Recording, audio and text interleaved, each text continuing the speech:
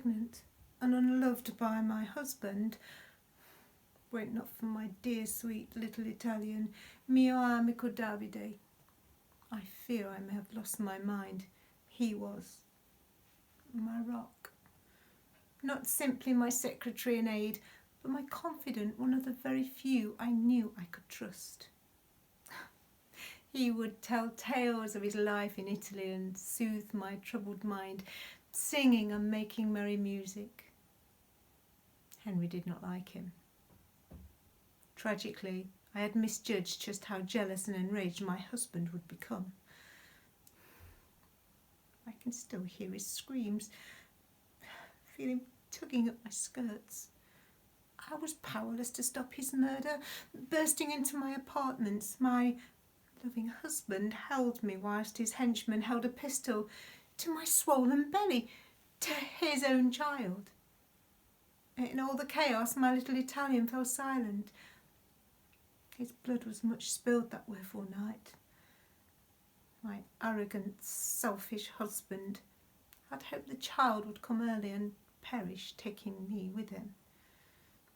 Aye, 'tis a miracle that I kept that child in my belly, that I owe that to my quick wits.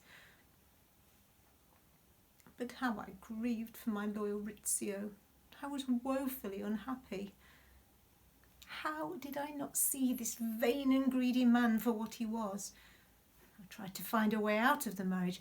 I said to my advisers, I will that you do nothing whereunto any spot is laid to mine honour or conscience. But 'twas to no avail. This scandal had shaken the house of Stuart, and for now I simply had to stay focused as queen and stay calm for my unborn child. One of my advisers, James Lord Bothwell, took great interest in my plight. He was sympathetic and listened to me. I cautiously began to trust again. But he said all the right things and appeared to truly have Scotland's interests at his core. In short, he began to make himself indispensable to me. The months passed, with little to mark them out, thankfully. Then in the summer of that year, my little prince James was delivered. He brought me such happiness, and I tried not to think of my husband, the man I now loathed. His increasingly frequent visits to the stews were talked of all over court. He could not be allowed to continue to humiliate the crown. Bothwell kept an ear at court and me informed. I would bide my time. What women may lack in strength and force is more than made up in more subtle and wily ways. Henry's indifference to me was by now of no matter. He was weak and vain. Believing himself forgiven, we journeyed together from Glasgow, away from his entourage, to Edinburgh, where I was to attend a wedding. It was merely a happy coincidence that there he had many enemies. Upon arrival, my husband became quite ill. If truth be told, I suspected an unclean pox was upon him. Yet, for 2 long nights I nursed him as would any dutiful wife. The 3rd night I was away, for the wedding feast, you understand. How remiss of me to leave poor sick Darnley alone. I was told that in 2 in the morning there was a large explosion. Indeed, I saw for myself the devastation. How lucky that I too was not killed by such a terrible accident. For a second time a widow at just 25. Once again an eligible and now powerful widow. To lose a husband is tragic, but to lose 2? Could that be considered careless? But all too quickly it was rumoured abroad that he had escaped death by explosion, and that his part naked body was found in the garden, strangled. Well, I simply dismissed such idle and scurrilous talk. But the rumour didn't abate. Europe was stunned, and there were whispers at court.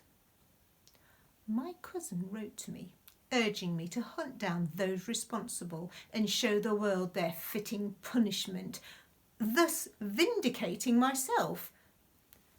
Does my sister Queen have nothing to do in her own realm? Why did she insist in meddling in mine? As much as I loved her, she could be rather patronising and annoying at times. I withdrew from court. Let the storm pass, I thought. I have nothing to atone. Instead, I focused on simple motherhood and doting on my beautiful prince. An all too brief spell of happiness. I became uneasy. I sensed a change towards me. I realised that once again I was very much alone. Where were my advisers? Who would give me counsel? Bothwell, whom I had considered my loyal friend, now gave no ear, no support. Had I once more misplaced my trust? Had I been betrayed? My naivety would be my undoing. Aye, and I can see my epitaph. Here lies Mary, Queen of the Scots. How hastily she trusts and quickly gives her heart. Well, I distanced myself from him. His next actions revealed all too late that all Bothwell wanted was to gain power and control of my throne. Those lairds whose hearts I'd won now wanted blood. The people bayed for Bothwell's head, believing him to be my instrument of murder. Oh, how I'd misjudged that situation. I am innocent! I pleaded, but no one would hear. My once peaceful realm was now spiralling towards rebellion. My loyal subjects had me depicted as a mermaid, a common prostitute. Me, their anointed queen, their sovereign. But I was also just a terrified girl with no one to protect her. I decided to lie low, out of public gaze. Then foolishly, longing for my child, I let down my guard and quietly journeyed to Stirling. Bothwell took me. He defiled my body as if I were a common whore. I could not defend him. He imprisoned me, left me alone, violated and vulnerable. With no one to save me, my fate was now bound with his. He demanded marriage, a hollow gesture to save my honour. It was my guile. My courage, my royal blood ran cold in my veins. Listless, frightened and ill. Fighting me had gone. I had no choice but to marry mine enemy. Oh, but this looked to all that I was a willing party, a third husband of my choosing. This, they said, proved my part in Henry's murder, and yet again they did not listen to my pleas. If there had been any among the Lairds that still had any fealty to their queen, this forced marriage saw it evaporate.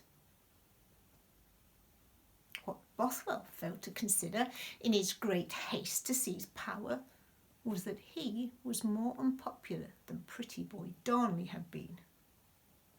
The Scottish nobility loathed the thought of one of their own reaching such heights. Unanimously, they refused to acknowledge him, and they joined forces against us both. Ironically, the one time when old rivalry and feuds were forgotten.